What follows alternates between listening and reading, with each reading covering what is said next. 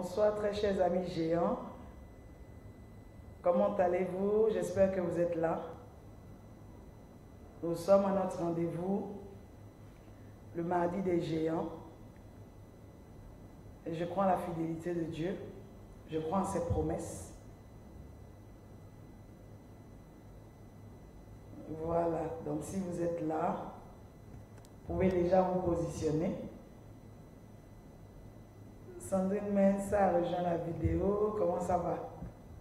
Nous nous installons au fur et à mesure. Daniel Adengra, Rolly Ngongo, Aurel Bekam, Marie Lago Nyandou, ça monte au fur et à mesure. Onon Diallo, Cynthia. Oui, grâce divine. Comment ça va? Bonsoir. Myriam Doisela. Oui, mon bébé Sandrine Mensa, comment tu vas? Christian Akoumani, maman Denise a rejoint, Auré René Obou. Ça me fait plaisir de vous voir. Maggie Faveur, Léocadie Canon, épouse Mi a rejoint. Voilà, ça monte au fur et à mesure. Oui, merci, bonsoir ma jolie fille aussi, Marie Lago. Oui, Cynthia, je te vois positionner là. Ah, Myriam, tu aimes la coiffure. Merci. Oui, Aurel Beka, merci beaucoup. Vous êtes très gentil. Kwasiaou, Suzanne. Sandrine, c'est joli, non? Je sais que tu aimes ça aussi. Tu aimes ce genre de coiffure là. Merci. Cathy Andréo. Mbutu Chikama. Edwige Diomandé. Bonsoir ma fille, ça va? Voilà, nous invitons, nous partageons. C'est très gentil de vous connecter aussi rapidement. Ça me fait plaisir. Nous avons un thème très important que nous sommes en train de développer depuis un mois et demi à peu près. Fatim Traoré a rejoint, Daniel Nieto. Nous montons au fur et à mesure, nous invitons, nous partageons. Nous sommes en train de parler de l'entrepreneuriat et les enfants de Dieu. Merci beaucoup, Kwasi Aou. C'est gentil. Cathy, merci. Josie Amanda a rejoint aussi. C'est gentil. Oui, Myriam, j'ai dormi un peu vers 7 heures. Rebecca Touré est là. Aurel dit, je sens que le feu va descendre. Dieu va faire grâce. Loukou Séraphin. Merci. Cynthia, c'est au cause. Merci. Ça, les gens disaient qu'aujourd'hui, les gens ne vont pas m'épargner, quoi. Marie-Julie, Kadio, bonsoir. Daniel Nieto, Fabrice Goulienne, bonsoir. Ok. On essaie d'inviter nos amis rapidement. Bijou Malé vient de se connecter aussi. Josie, Amanda, merci. Voilà, on invite les géants. On leur laisse quelques minutes, le temps qu'ils se connectent aussi. Et nous allons aller très rapidement. Je suis Amanda, tu es terrible, toi. Ah, Clémence Conan est connectée, c'est bien. Ça va, ma fille? Voilà. Donc, rapidement, nous nous connectons. Bijou Malé, merci. Ah, les tresses là, ça fait vraiment, ça fait mal. Mais on le fait pour changer un peu. Blanche Kofi, ça me fait plaisir que ça vous plaise. Nyanazan Awa Inès aussi est connecté. Nous sommes en train de parler de l'entrepreneuriat. Nous avons développé tellement de mystères. Et à 2h30, 3h du matin, nous avons eu un temps fort de prière. Voilà. Arianda, sois béni. Nous avons eu un temps très fort de prière. Donc aujourd'hui, c'est le deuxième direct de la journée. Ma fille Fridine, sois béni. Merci. Oh, vous êtes trop gentils. Plein de cœurs, plein de pouces. Merci beaucoup. Gros bisous aussi, je vous aime beaucoup, beaucoup. Voilà. Donc, nous sommes déjà à 31 personnes. Nous pouvons commencer. Merci. Et sur Louise Mireille, merci beaucoup. Aujourd'hui, nous avons 1 heure, hein, 1 heure tout au plus, 1h15 à passer ensemble. Il est 17h, 17h05 ici. Et nous avons 1 heure, 1h15 à peu près à passer ensemble. Et je verrai si on peut prier encore la nuit ensemble. Ça va faire quoi, 3 fois la même journée? Waouh! Fleuve Niger, merci. D'accord. Nous avons Fabrice Honora, Léonie Dama. Voilà. Donc, je vous souhaite encore un très bon mois de septembre. Un très bon mois de septembre. Beaucoup de grâce, beaucoup de bénédictions. Ayez la paix, ayez la joie, beaucoup de joie. Changez votre atmosphère quand l'atmosphère n'est pas favorable. Mais surtout, passez beaucoup de temps dans la présence de Dieu. Sophie Fakada, Conamblé est connectée. Chantre Esther Lobo, connectée. Luciole. Oui, bonsoir mon bébé, ça va. Ok. Donc, aujourd'hui, nous parlerons du 12e point. Nous avons un point fort. Oui, mon bébé chantre Esther Lobo, gros bisous. Ah, moi, signifie que ça, c'est ton atterrissage, ça. Il dit une bellesse déconcertante. Que Seigneur te bénisse. Bonne arrivée. Tu nous as beaucoup manqué aussi. Cathy Andréo, j'aime ton regard perçant. Oh, vous allez finir par me faire, je ne dirais pas rougir, mais pas lire. Hein? Merci. Voilà. Ayanda, bisous. Je vous aime tous. Beaucoup. Aujourd'hui, nous parlons du 12e point. Merci pour tous ces cœurs-là. Vous êtes gentils. Parlons du 12e point. Le 11e point que nous avons étudié la dernière fois, on avait dit que l'homme d'affaires, le géant ou le gaillard, la personne destinée à impacter, ne doit négliger aucun aspect. Aucun. Conamblé, bonsoir, merci. Léonie Dama, merci ma fille. Il y a longtemps, hein, Sandra Kouakou. Ah, bisous, Michel Kedfoy. Merci Armand, merci beaucoup. Voilà. Sophie, bon, vous, si je vous suis, je ne pourrai pas prêcher. J'ai chaud avec la coiffure aujourd'hui. Je vais prêcher. D'accord, merci pour tout. Donc, on était en train de dire tranquillement que le géant, celui qui est appelé à impacter, à réussir, doit absolument prendre tout au sérieux. Il ne doit rien négliger. Et nous avons parlé de l'aspect spirituel, nous avons parlé de l'aspect social, nous avons parlé de l'apparence, nous avons dit que tout cela était complémentaire et très important. Aujourd'hui, nous passons au 12e point. Voilà. Et le 12e point dit quoi? Le 12e point dit que l'homme d'affaires, le géant ou l'entrepreneur, c'est quelqu'un au moins faveur et long time ago vraiment. Comment tu vas ma chérie?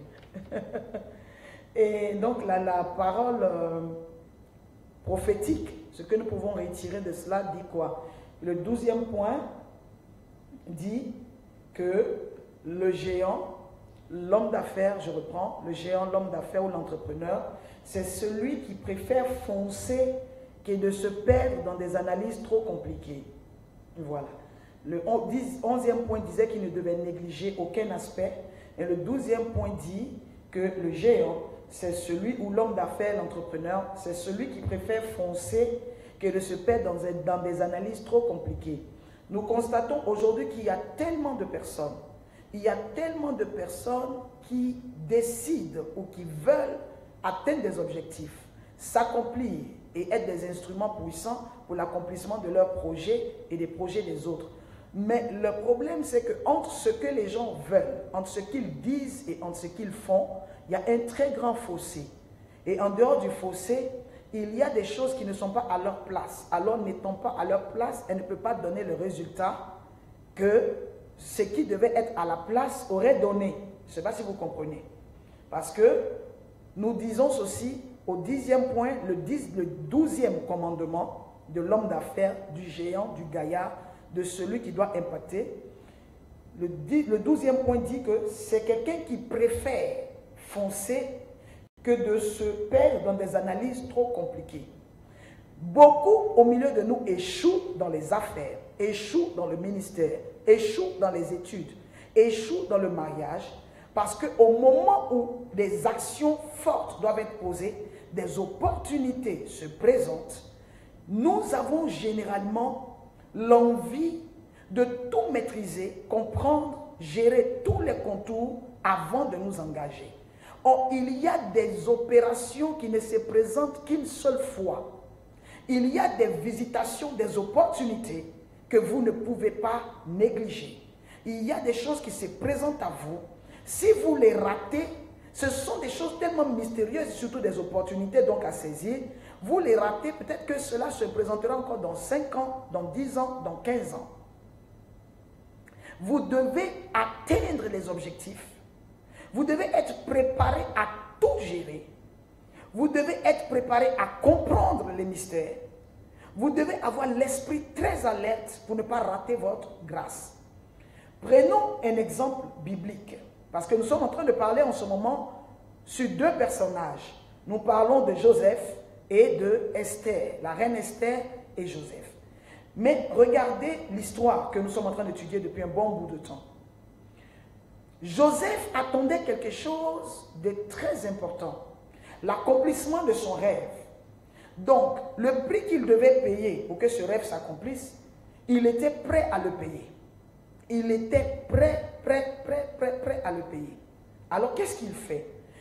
On le vend, il comprend que ça fait partie de son parcours.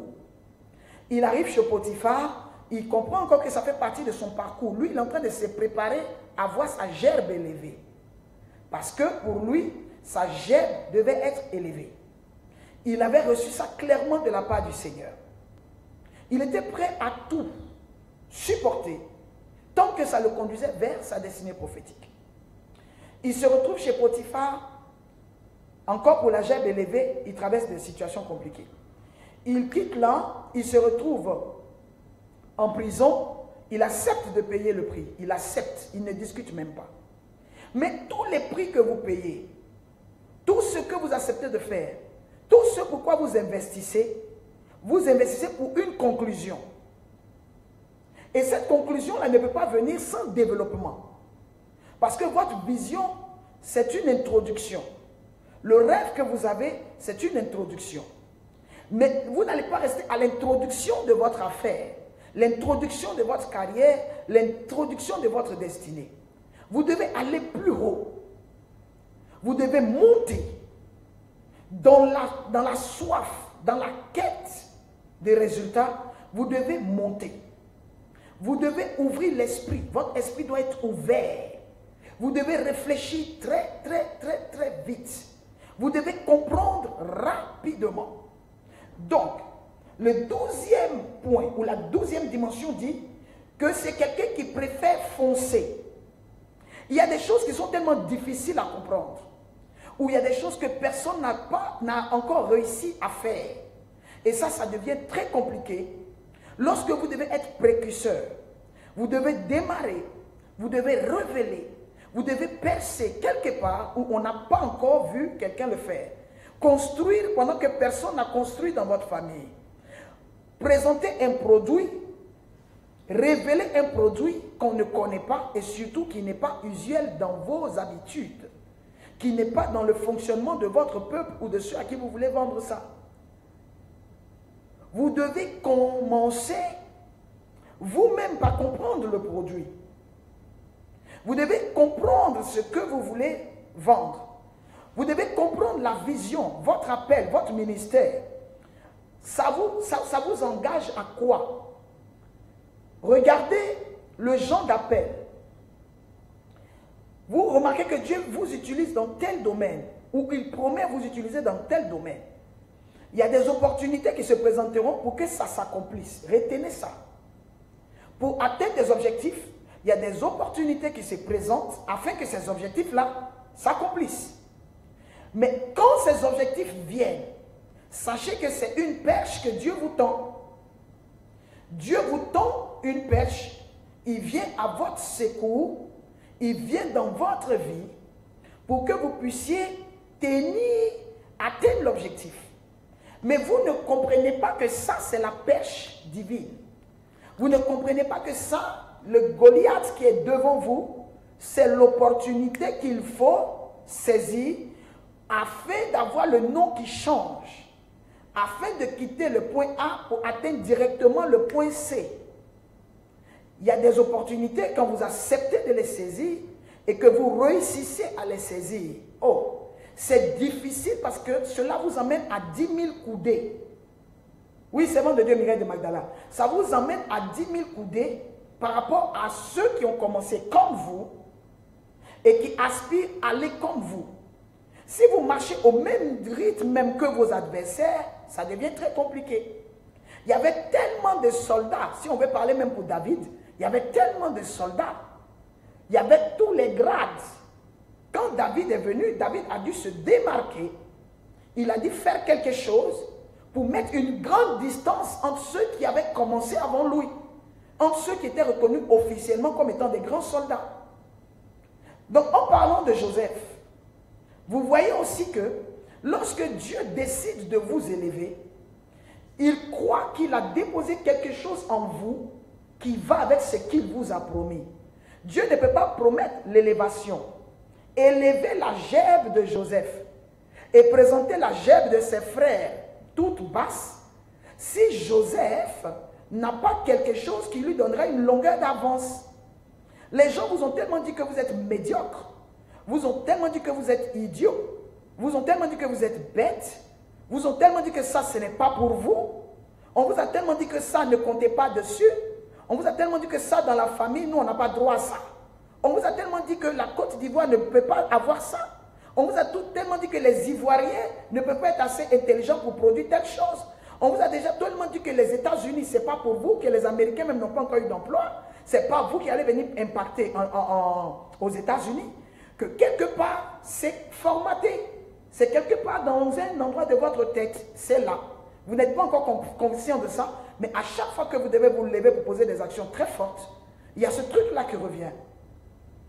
Le fait que vous refusiez de monter, le fait que vous ayez peur, dès que cela vous demande de faire des efforts, automatiquement, vous êtes traumatisé. Oh, ma chérie, mon cœur, Rose King, sois bénie, servante de Dieu. Tu me manques beaucoup. Hein? Oui, Mireille de Magdala, savoir écouter au-delà des mots.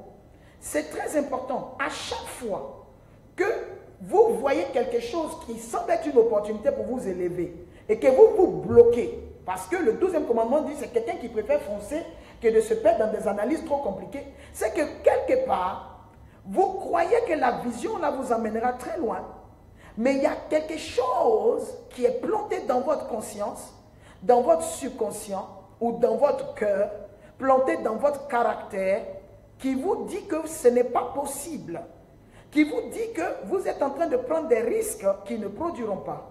Or, je sais une chose, un enfant de Dieu qui marche selon le plan de Dieu, qui marche dans la volonté de Dieu, ne peut pas échouer à la vue. Parce qu'il y a des échecs que vous prédisez à la vue. En voyant cet homme qu'on appelle David, on était certain qu'à la vue, Goliath allait tuer David. Ça, c'est à la vue. Il y a des entreprises, on est certain que tu ne peux pas être le directeur de cette entreprise. Parce que l'entreprise est tellement grande et prestigieuse que toi, tu ne peux pas avoir des postes là-bas. Ça, c'est à la vue. Mais la vision ne vient pas de la vue. La vision vient de l'esprit. Et si l'esprit te met une telle vision dans la tête, c'est parce qu'il considère que tu es capable. Et même si tu n'as pas les ressources aujourd'hui, il est capable de pourvoir. Il est capable d'enlever sur ton chemin les pieds d'achoppement. Il est capable de soumettre les cœurs. Il est capable de te soutenir même si tu es fatigué ou tu n'as plus les moyens financiers d'avancer. Il est capable de déclencher quelqu'un quelque part, de provoquer une connexion et une rencontre simplement pour que la personne intervienne dans ta vie. La vision ne vient pas de la vue, mais elle vient de l'esprit. Donc il y a des moments où les enfants de Dieu ne doivent pas se comporter comme les enfants du diable.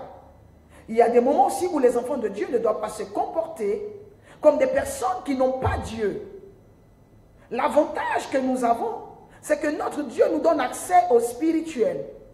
Il nous donne accès au surnaturel. Il nous donne accès à sa présence. C'est un grand avantage. Ça, je dis que pour nous qui avons reçu Christ, et pour nous qui sommes dans la profondeur de la révélation avec le Seigneur, Il y a des choses qui sont compliquées pour les autres, mais qui ne doivent pas être compliquées pour nous. Ça se complique pour nous parce que nous-mêmes, nous sommes compliqués dans la tête. Où nous devons mettre la foi n'est pas là. Or, la foi nous aide à supporter. La foi nous aide à atteindre les objectifs. La foi nous aide à rentrer où on ne peut pas rentrer. La foi nous aide à toucher ce qu'on ne pouvait pas toucher. La foi nous aide à nous rapprocher de ce qui nous a été promis. Écrivez cela. La foi nous aide à nous rapprocher de ce qui est éloigné de nous. La foi nous aide à avoir accès à ce qui n'est pas facile à toucher. La foi nous aide à manger ce qu'on avait vu dans la vision. La foi nous aide à devenir des modèles parce que nous avons réussi où beaucoup n'ont pas osé. Il y a maintenant une génération qui est la génération qui doit réussir où beaucoup n'ont pas osé. Quand les gens n'osent pas faire quelque chose, ça te donne beaucoup plus de chances d'atteindre l'objectif. Lorsqu'il y a beaucoup de gens qui ont fait ce que tu envisages faire, il te sera difficile de le faire parce que les modèles devant toi font peur. Mais si beaucoup refusent de le faire, c'est une grande porte d'ouverture. C'est une grande perche pour toi. C'est un grand temps de possibilités afin que tu puisses aller plus facilement. Goliath a insulté pendant 30 jours les Israélites. Personne n'a osé l'affronter. Vous avez vu que le fait que David ose l'affronter, physiquement, David allait être bousillé. Mais la foi de David a poussé Dieu à intervenir parce que David a osé où beaucoup n'ont pas osé se lever. David a osé parler où ceux-mêmes qui étaient censés parler n'ont pas parlé. C'est pour ça que je dis que même dans le ministère, dans l'appel de Dieu, il y a eu des grands défis où Dieu avait oint des hommes qui devaient relever ces défis. Il y a eu des défis des temps, des défis des générations, des défis des continents, des défis des nations. Et il y avait toujours des Goliaths, des opposants à ces défis. Et plusieurs n'ont pas pu relever ces défis. Les frères de David, Shammah, Eliab, Abinadab, étaient des membres officiels de l'armée. Ils étaient des gens qui étaient passés par la formation de l'armée. Donc, ils étaient censés défendre la nation. Parce que la chose qu'on fait après avoir maté, bisouté, après avoir préparé, formé des soldats, les soldats déclarent des paroles.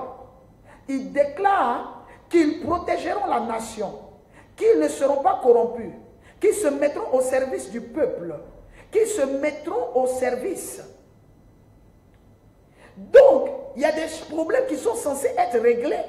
Parce que normalement, on fait une formation qualifiante pour résoudre des problèmes. Mais quand les problèmes ne sont pas résolus, quand l'ennemi continue d'oppresser, quand pendant 30 jours, Goliath continue d'insulter, vous pensez que quoi? Saül va rester à continuer comme ça? Saül, arrivé à un moment, était obligé de donner son armure. Il était obligé de donner son armure à David. Parce qu'il cherchait quelqu'un qui allait être une solution. Aujourd'hui, je dis et je répète, Dieu peut utiliser un jeune comme ça, lui donner la révélation pour un pays, lui donner l'opportunité de créer quelque chose qui va sauver notre continent. Parce qu'il y a des gens qui ont des moyens, qui ont la richesse, mais qui refusent de mettre ça au service de la nation. C'est pareil pour l'évangile, pour l'œuvre de Dieu.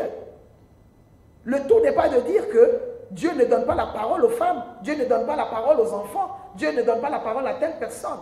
Les Israélites ont refusé que d'autres peuples soient appelés peuple élu de Dieu.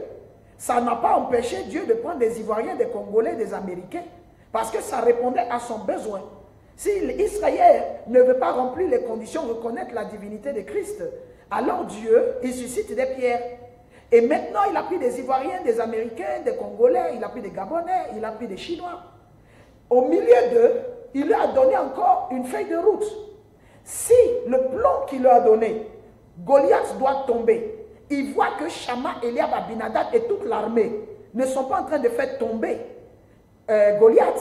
Et pendant 30 jours, Goliath continue d'insulter. Pendant 30 jours, il faut mettre fin à ça. Le plus important, arrivé à un moment, on ne cherche pas à savoir pour éteindre l'incendie s'il faut de l'eau de la société officielle, comment on appelle la même, d'eau, ou si on doit prendre de l'eau de la mare, on doit prendre l'eau du puits, on doit prendre l'eau de la cuisine. Le plus important, s'il y a le feu, le premier réflexe, c'est d'arrêter le feu. Et aujourd'hui, les générations que Dieu est en train de susciter, même si les gens disent que ce n'est pas la formule officielle, ce n'est pas comme ça qu'on doit, c'est parce que la Bible avait prévu pour les serviteurs ou les servantes. Dieu, il a un feu à arrêter. Dieu, il a un incendie à éteindre. Lui, il a Goliath à renverser.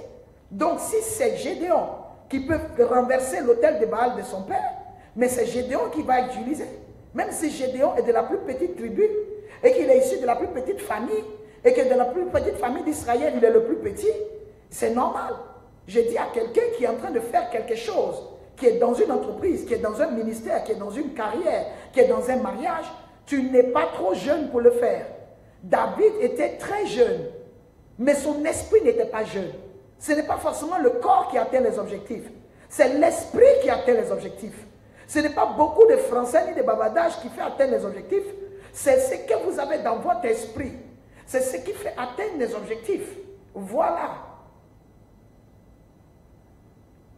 L'homme, la femme de destinée, d'ouverture, de déblocage, la personne réponse peut ne pas forcément être une personne qui est préparée, habilitée ou reconnue pour ça. Retenez, en cas d'incendie, on utilise ce qu'on a. Le plus important, c'est que l'incendie s'arrête. En cas d'humiliation, même si aujourd'hui, votre père, qui avait l'habitude de vous défendre quand vous étiez enfant, votre mère, qui avait l'habitude de se battre avec des gens quand vous étiez enfant, votre mère atteint un stade où elle ne peut pas faire.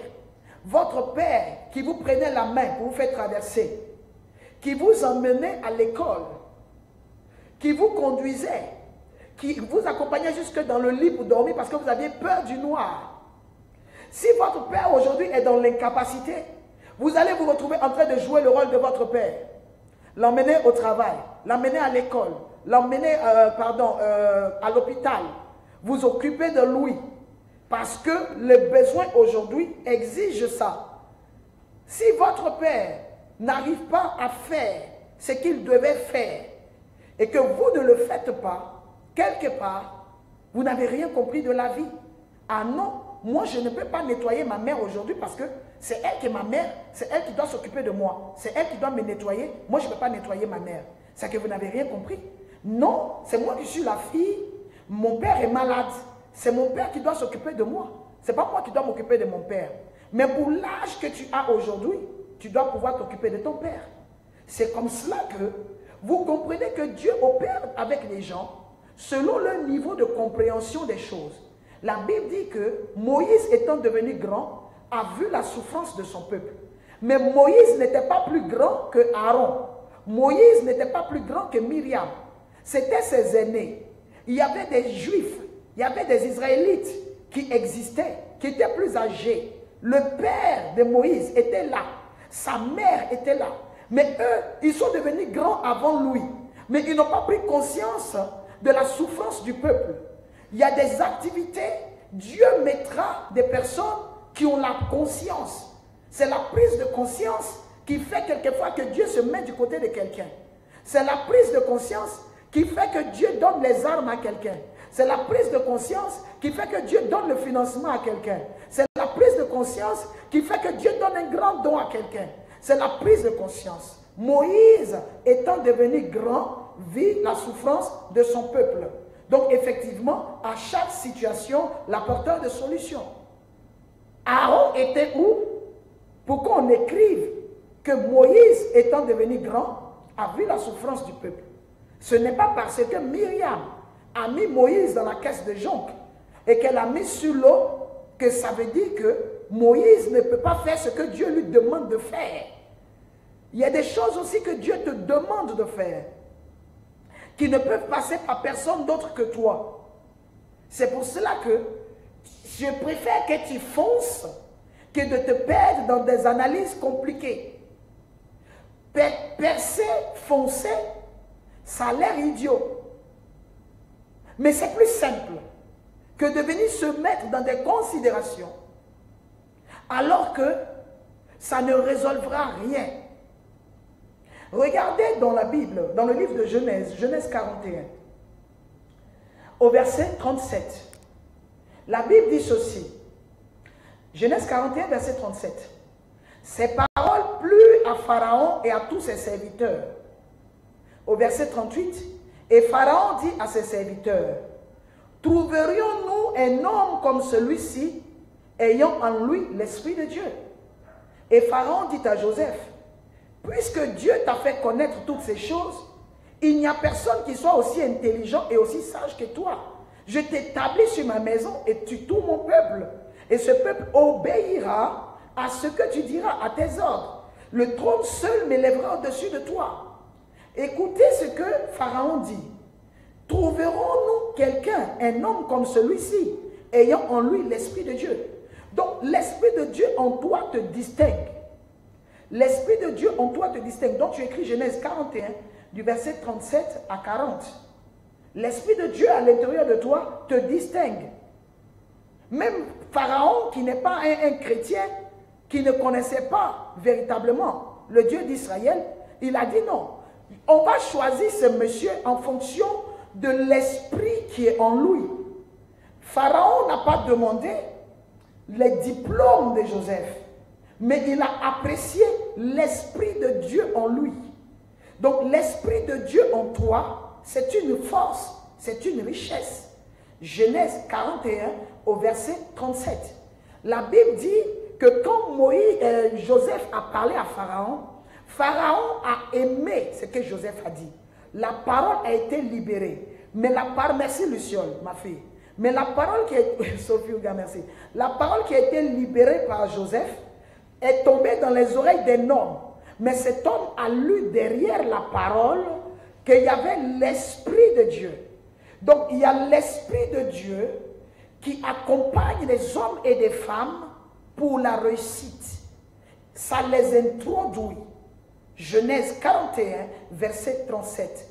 Joseph parle et ses paroles plaisent au premier dignitaire, au patron, au chef d'État du pays égyptien.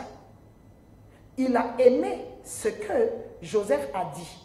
Mais en écoutant Joseph, il a vu l'Esprit de Dieu derrière Joseph. Il a vu l'Esprit de Dieu accompagner Joseph.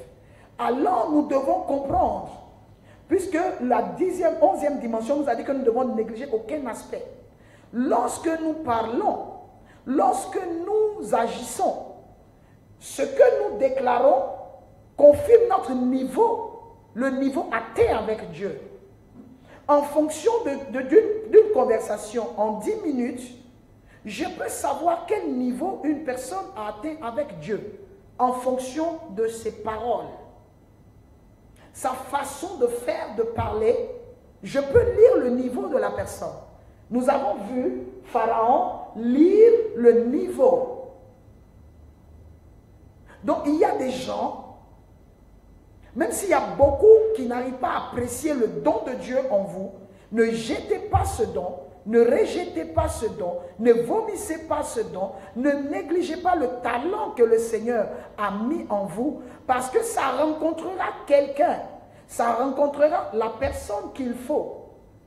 Pharaon, chacun a le Pharaon de sa vie, pas le Pharaon en tant que persécuteur, mais Pharaon en tant qu'homme de pouvoir, en tant qu'homme distingué, en tant qu'homme avec l'esprit ouvert, qui pourra comprendre la chose de Dieu en toi. Même dans le mariage, il faut rencontrer la personne, le Pharaon, qui va pouvoir lire la chose de Dieu en toi. Dans l'entreprise, il faut rencontrer des personnes qui pourront lire la chose de Dieu en toi. Dans l'œuvre de Dieu, il faut rencontrer les personnes qui pourront lire la chose de Dieu en toi. Il dit, les paroles m'ont plu. Mais où trouverons-nous quelqu'un comme ça? On est quelque part en train de te chercher et de te rechercher. Mais toi, tu es ici avec nous en train de pleurnicher. Il y a des gens que tu dois quitter pour survivre et garder ta chose afin que ça arrive à bon port, à destination, où ta gerbe sera élevée. Parce que tous les temps que Joseph traverse, sa gerbe n'est pas dans l'état prédit. On peut tout dire comme merci, servant de Dieu. Tant que ce n'est pas ça, tout ce qui est autour de toi, c'est des opportunités. Ne vois pas de problèmes, ne vois pas de malheurs et tout, ce sont des opportunités. Et vous avez vu, Pharaon était un homme d'affaires. Pharaon, c'était un géant. Pharaon, c'était un homme élevé. Le 12e point ou la 12e dimension dit que l'homme d'affaires ou l'élu de Dieu, le oint de Dieu, l'enfant de Dieu, le gaillard, le géant, c'est celui qui préfère foncer que de se perdre dans des analyses. Ce jour-là, Pharaon pouvait faire toutes sortes d'analyses. Non, ce jeune-là même, il est arrivé en prison comment? Racontez-moi son histoire. Non, attends. Ce que le jeune-là dit, c'est vrai, mais il est de quelle nationalité déjà? C'est pas un Égyptien. C'est un jeune hébreu. Bon, les Hébreux là, est-ce que les Hébreux, on peut fonctionner avec ceux-là? C'est un peuple quand même qui est un peu compliqué, bizarre. Bon. Et bon, attends. Bon, est-ce que le rêve même que j'ai fait là, est-ce que c'est vrai? Bon. Est-ce que c'est pas le diable même qui me parle? C'est ça, c'est ça. Ça, c'est nous. Au lieu de foncer, nous préférons nous perdre. Merci. Nous préférons nous perdre dans des analyses trop compliquées.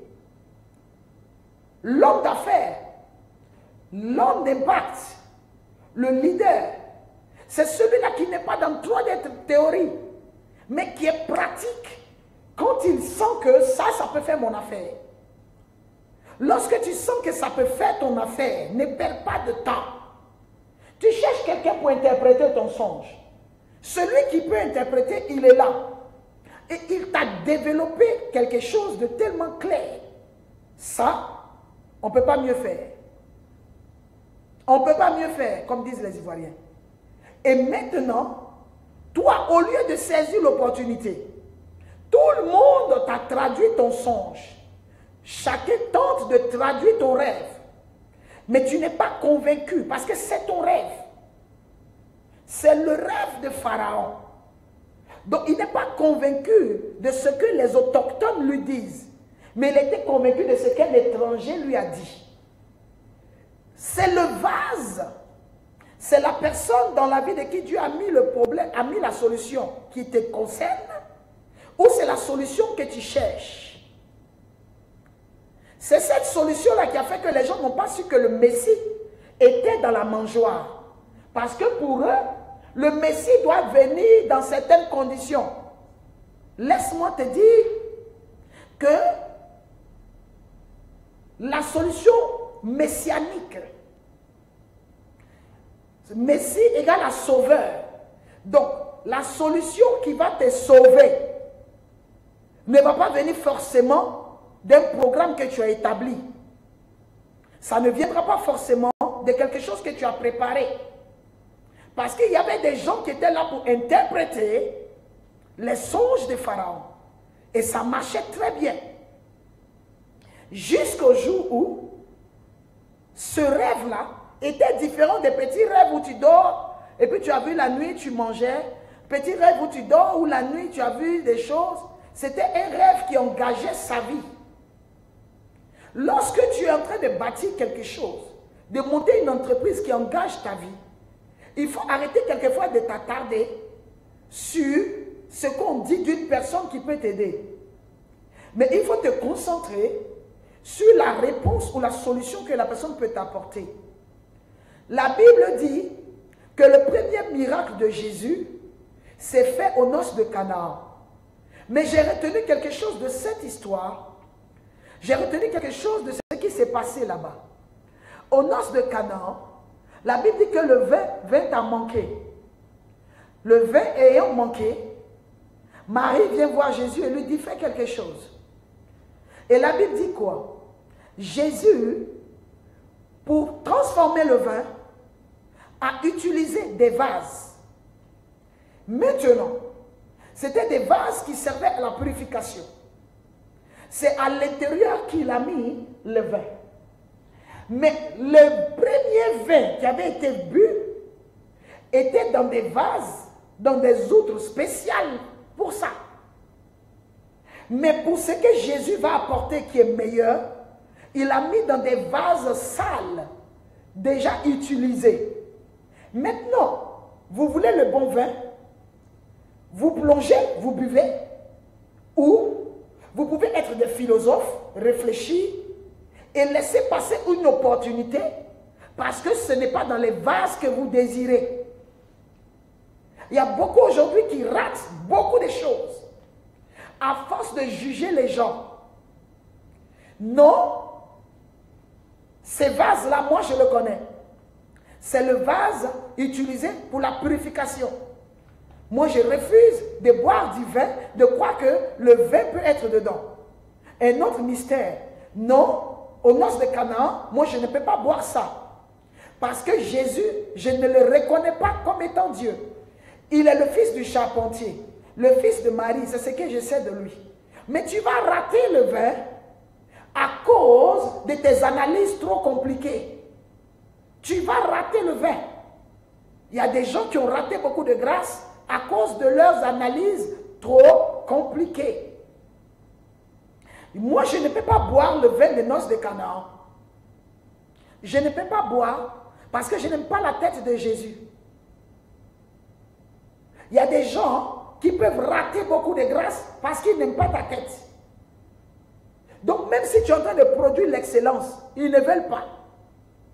Ils savent que ça, c'est l'excellence. Mais le vase, le canal, ils refusent ça. Mais qui paie? Qui paie? C'est celui qui a un objectif à atteindre, qui a besoin de l'excellence, c'est lui qui paie. Ce n'est pas le vase. Parce que le vase est déjà en train de s'accomplir en portant l'excellence. Ceux qui sont aux noces de Canaan, c'est eux qui ont soif. Les vases qui servaient à la purification, eux, ils avaient déjà vécu un miracle en quittant la dimension des vases normales, qui sert à la purification pour vivre le mystère du surnaturel. Donc quand toi tu refuses de bénéficier de la grâce de quelqu'un parce que l'enveloppe ne te plaît pas, le vase ne te plaît pas, c'est toi qui resteras parce que c'est toi qui as soif. Mais le vase, lui, il est déjà en train de vivre le miracle. Pour preuve, il y a des gens aux noces de Canaan dont on n'a pas parlé. Mais tant qu'on parlera des noces de Canaan, on ne donnera même pas le nom de l'ordonnateur du repas. On ne parle même pas des mariés. On nous dit que c'est la cousine de Jésus qui se mariait. On ne nous parle même pas des noms de famille, de qui se mariait, sa cousine, elle s'appelait comment. Oh, la Bible aime citer les noms. Parce que ce n'est pas le mariage qui faisait la joie. Ce n'est pas ce qu'on devait retenir. Ce sont les vases, c'est le miracle aux noces. Donc vous allez remarquer que ce sont les vases qui sont célèbres. Parce que ce qu'on doit retenir de cette histoire, c'est que le premier miracle de Jésus s'est fait aux noces de Canaan, mais que ce miracle s'est fait par ces 6 jarres, par ces 6 vases. Vous rentrez des fois dans des considérations trop compliquées. Voilà ce que Dieu a déposé pour votre percée. Non, je ne veux pas ça, parce que j'ai besoin de ça, mais je ne veux pas que ça vienne comme ça. Je ne veux pas vivre ça dans ces conditions.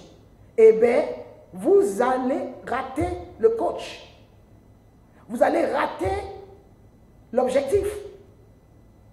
Tous ceux qui ont refusé de boire le vin aux noces de Canaan ont échoué. Ceux qui ont bu, c'est ceux-là qui ne regretteront pas d'avoir bu.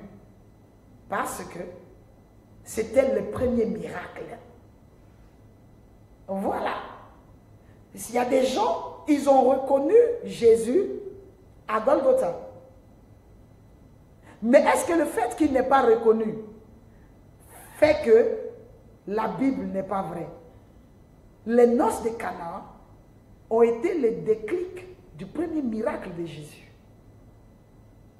Donc tous ceux qui étaient au mariage ce jour-là, leurs théories, leurs pensées, leurs analyses compliquées, ça n'empêche pas que Jésus soit Jésus et que le vin ait vraiment été transformé. Donc il y a beaucoup de personnes aujourd'hui qui attendent un autre Messie. En Israël, ils attendent un autre Messie. Mais il est déjà venu.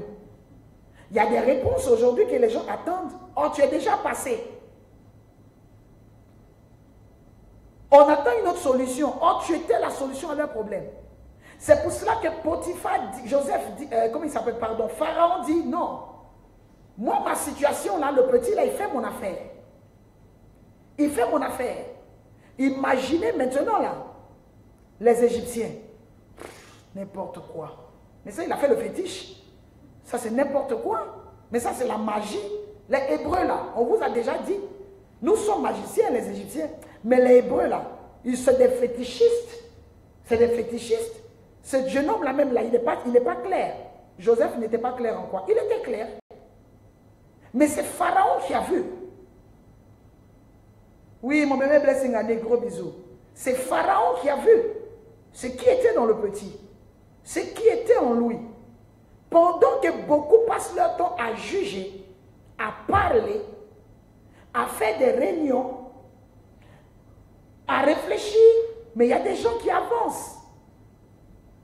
Si Pharaon devait suivre ce que les gens disaient, ou devait suivre la logique, mais aujourd'hui on ne sait pas parler de son histoire. On dirait que la famille les a décimés, que la famille a fini avec eux une bonne fois. Savoir saisir les opportunités. Donc la 12e dimension, mon bébé Orange Jérôme, sois béni. La 12e dimension, pour quelqu'un qui doit percer, pour quelqu'un qui doit aller loin, il faut arrêter de réfléchir où il ne faut pas réfléchir.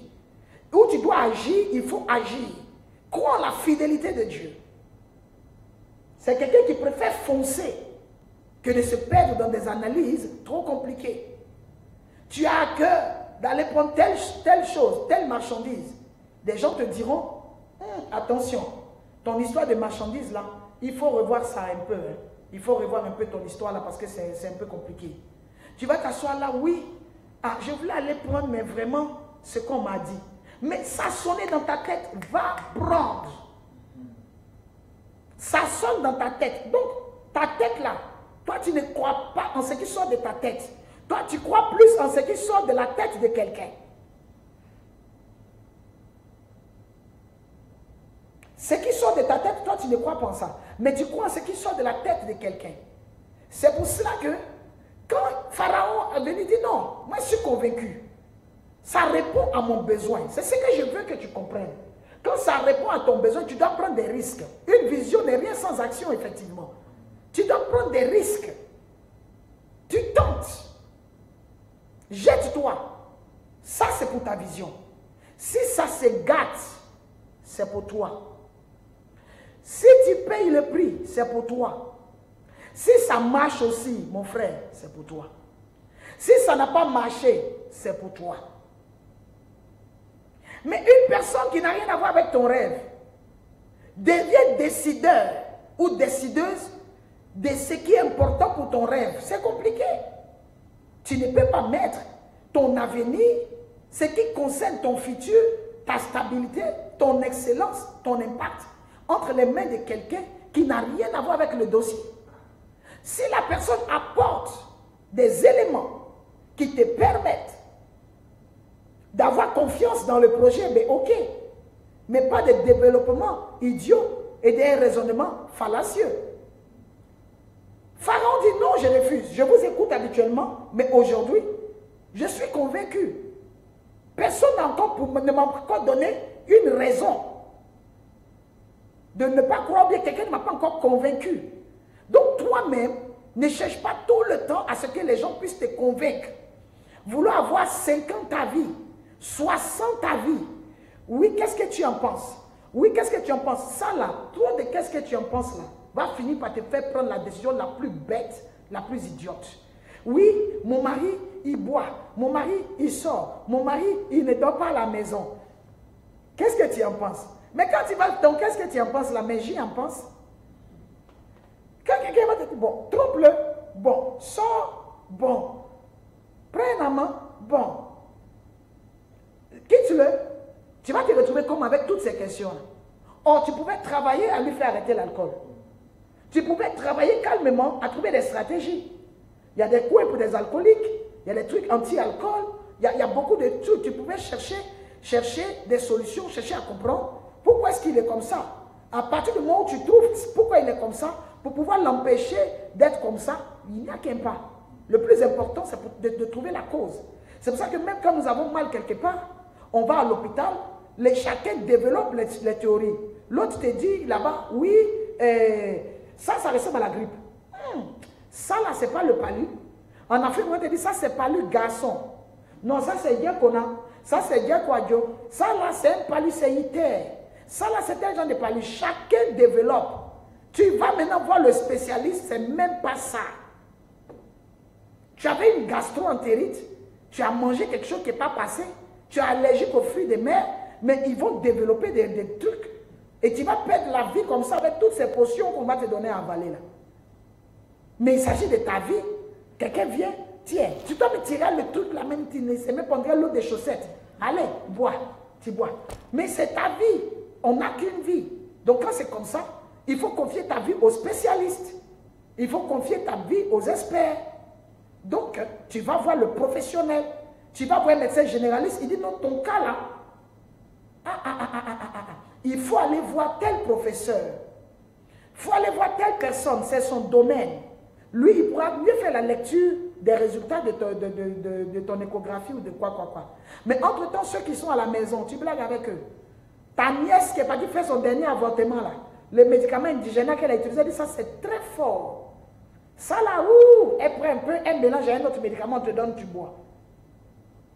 On prend telle chose, on te donne, tu bois. Telle chose, tu arrives là-bas, la maladie là pouvait être soignée en une semaine. Tu développes maintenant une insuffisance rénale. Les seins sont bousillés, les reins, pardon, sont bousillés. Tu te retrouves avec un cancer parce que tu as inoculé quelque chose, parce que tu as avalé quelque chose qui ne va pas avec toi. C'est ça. Comme mon fils Fred dit, tu as mal au pied, tu prends conseil avec un dermato. Compliqué. C'est compliqué. Il y a des choses, quand ça engage votre vie, vous ne pouvez pas demander l'avis de tout le monde. C'est vous. Vous tentez. Vous osez. Et au dernier moment, vous prenez la décision qu'il faut prendre avec l'aide de Dieu et la sagesse. C'est gâté, c'est pour toi. Mais quand ça va réussir aussi, tu auras la satisfaction d'avoir réussi. Pharaon n'a pas écouté tous ceux qui étaient à côté. Sinon, aujourd'hui, là, l'histoire serait différente. Parce que tout faisait croire que ce petit-là ne pouvait rien apporter de bon. Et une famine qui n'est même pas encore arrivée. Comment quelqu'un peut venir prédire une famine qui n'est pas encore arrivée? Toi, tu es arrivé dans le pays. Depuis que tu es arrivé dans le pays, Joseph, tu es enfermé. Tu n'es pas quelqu'un qui peut te promener librement. Tu es enfermé. Mais toi, tu parles des temps futurs du pays comme si tu es autochtone. Tu n'as même pas de documents. Il y a des gens qui peuvent être dans des pays avec vous. Ils n'ont pas de papiers officiels. Ils n'ont pas de documents officiels. Joseph n'avait pas de papier et il n'avait pas de documents officiels en Égypte. Mais il a été solution pour ce pays. C'est comme ça que je veux que tu te vois. C'est ce que je veux que tu comprennes. Joseph n'avait même pas de titre de séjour. C'était un gars qu'on a sorti purement de la prison. Il était sans-papier. Mais ce qui était en lui, c'était trop fort. Pharaon dit non, non, non, non. Vos théories là, laissez-moi tranquille. Je ne vous suis pas. Je n'avance pas avec vous dans vos théories. Le petit là, il fait mon affaire. Je sens la chose de Dieu. Je sens que ça fait mon affaire. Même dans les entreprises, il y a des gens qui viendront vous parler mal de quelqu'un parce que le premier contact n'est pas passé. Je n'aime pas sa tête. Je ne sais pas pourquoi je ne l'aime pas. Au lieu de passer ton temps à pouvoir écouter ce que les gens te disent en dehors du travail entre midi et 2 ou entre 18h à 22h, quand vous êtes dans votre happy hours là, vous descendez, vous allez vous asseoir dans des bars, dans des coins pour manger, pour boire là. Au lieu d'aller écouter ce qu'on te dit de la personne, mais déjà prends son dossier, arrive au travail, regarde le travail que la personne a déjà fait, prends son CV, au lieu de la mettre à un poste qui n'est pas le poste qu'il lui faut, sûrement des préjugés. Or, peut-être que le problème même véritable, si tu as la vérité, tu sauras que celui même qui t'a parlé là, vraiment, la personne t'a roulé dans la farine. En ce moment, tu auras fait quoi? Tu auras perdu quelqu'un que tu ne devais pas perdre. Et c'est ça le véritable problème aujourd'hui.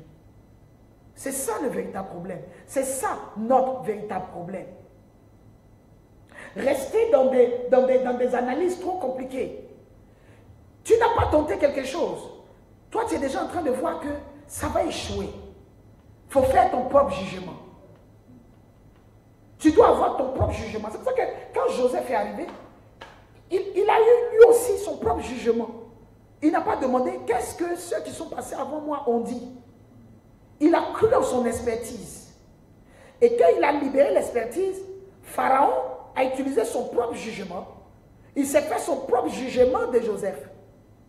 Donc, quel que soit ce que les gens pouvaient dire de Joseph, lui, Pharaon, il a fait son propre jugement, sa propre analyse, sa propre opinion. Parce qu'il est quand même un intellectuel, il est quelqu'un qui réfléchit, il est quelqu'un qui pense. Voilà. Effectivement, il y a des gens qui sont pessimistes en tout.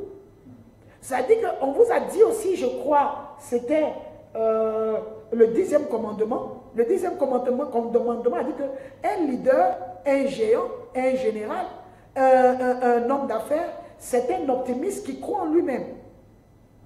Donc tu dois croire. Tu dois croire en toi. Voilà. Mais tu ne peux pas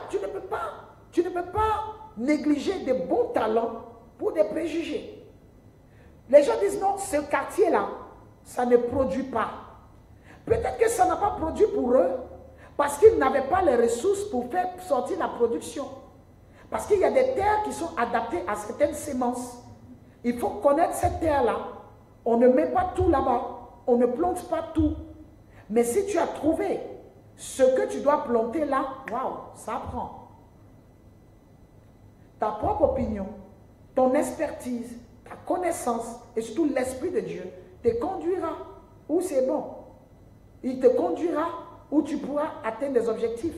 Même si la terre est aride, même si la terre est sèche, la Bible dit qu'Isaac a creusé jusqu'à ce qu'il trouve Rehoboth.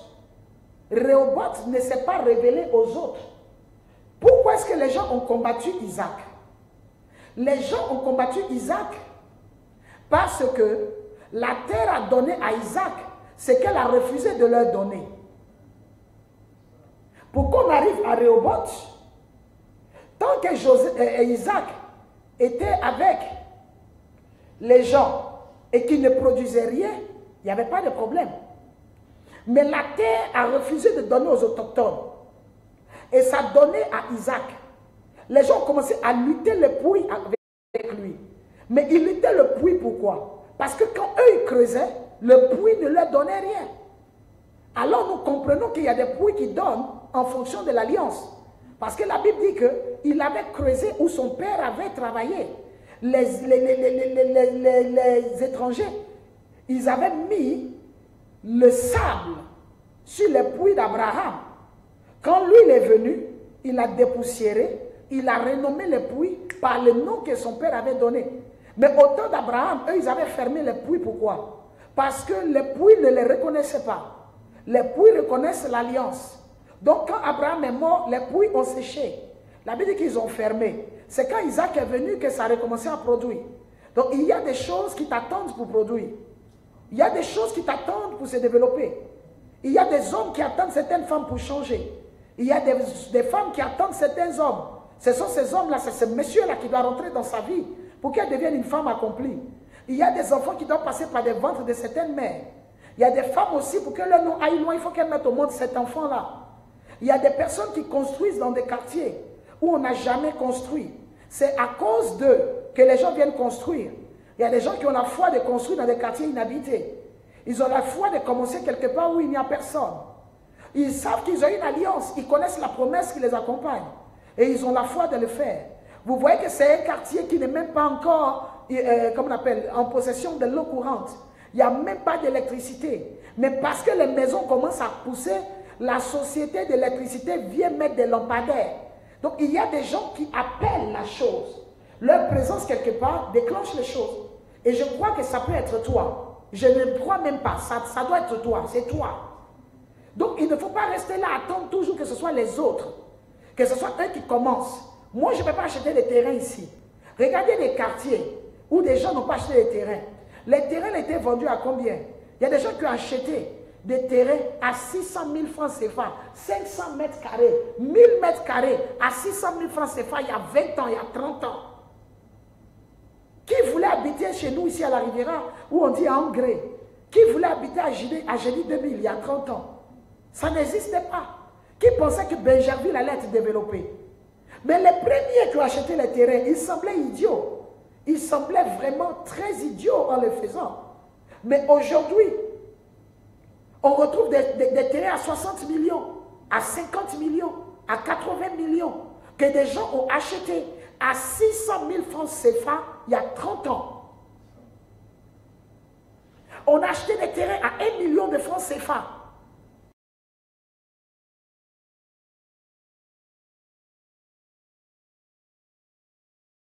Vous devez vous lever.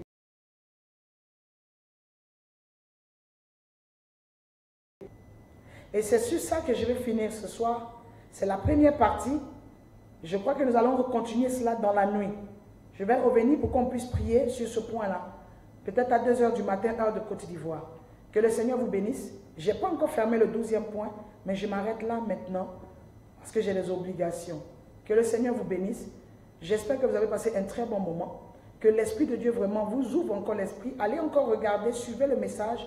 Que le Seigneur vous donne des révélations au-delà de ce que les yeux peuvent voir. Qu'il ouvre votre esprit afin que vous puissiez être des précurseurs de beaucoup de choses. Vraiment, que le Seigneur nous bénisse, bénisse, bénisse, bénisse. Je vous souhaite un très bon moment et à tout à l'heure.